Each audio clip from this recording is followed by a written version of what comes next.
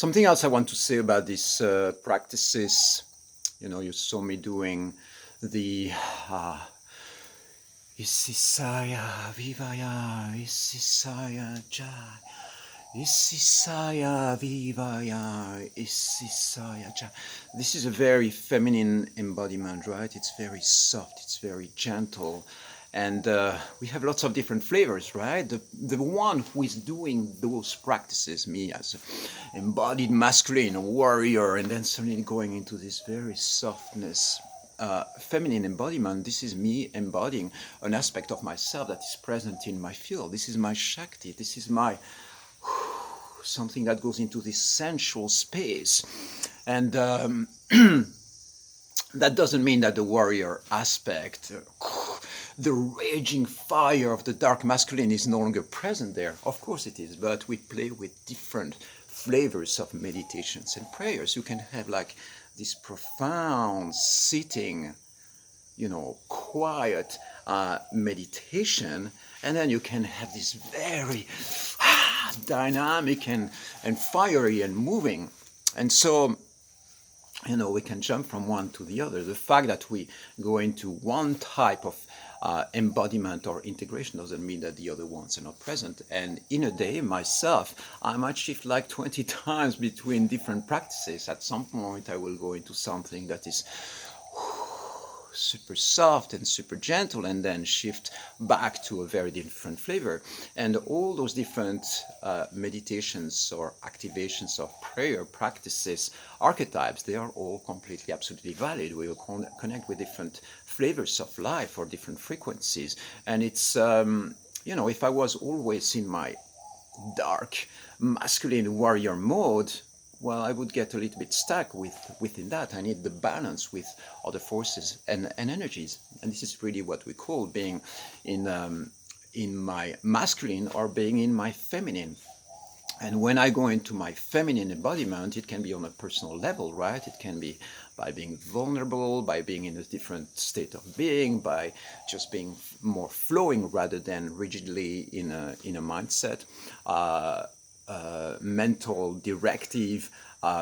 Anyway, we're not going to go into the details of feminine or masculine aspects, but by going back into the mystical states and really connecting with different gods and goddesses energies and different frequencies and different energy realities, this is a lot how I access my feminine, by bringing in the energy of Isis, the energy of Shakti, the energy of Kali, which is more of a fiery, grounded, dark feminine energy. But basically all these aspects really create this field of inner union or inner marriage, or what I call Deva or Devi Yuga, which is divine or sacred coupling. It means that me as an embodied personality, as an egoic embodied personality, merging with spirit and connecting with all these forces that are magically out there in our field. So all that that I'm describing right now is very intentional. It means that when I'm engaging, for instance, in the practice there of connecting with the field of Isisaya, Vivaya, Isisaya, Jaya, I know what I'm doing and I know why I'm doing it. And it's being guided in a very profound way. And the reason why I am activating that energy, it is to wake up, to go back to a state of union with the light, with source vibration, and activate a mystical state. So sometimes we engage into mystical practices and it's just going to be purely intuitive and we don't know what we're doing or why we're doing it. But what I want you to know is that behind that, there is a very clear system or steps. There is a reality here that we can comprehend mentally, energetically. It makes sense. It means that it's a coherent field of awakening, evolution, life mastery, spiritual activation, and spiritual evolution.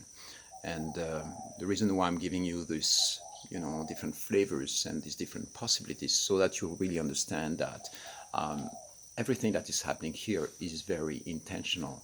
It's not just me waking up one morning and being like, oh yeah, why not? Let's do that. Well, in a way, yes, because it's an intuitive guidance, right?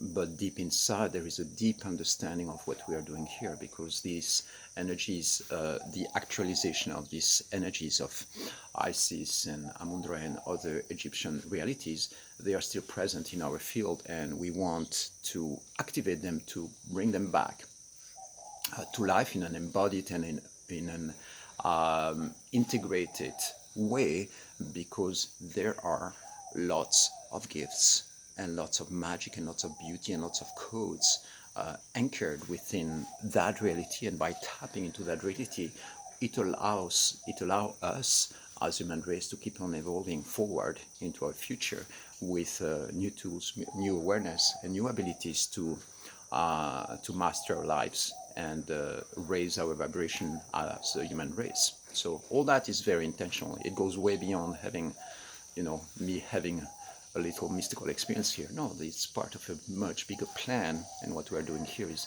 consciously designing the spiritual evolution, or the evolution of this planet and humankind.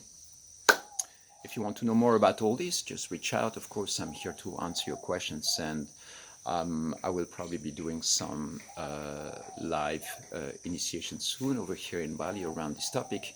Yeah, maybe online. I will see what are the best ways for all this beautiful magic to be spread and given to you.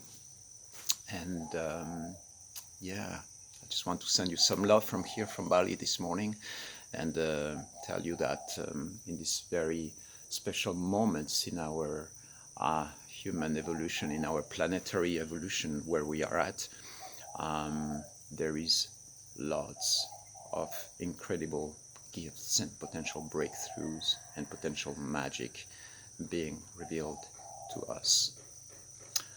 What we need to do is listen carefully, and see beyond the veils of the physical reality of what's happening on the physical level, and really see beyond the veils the magic that is ready to be unleashed.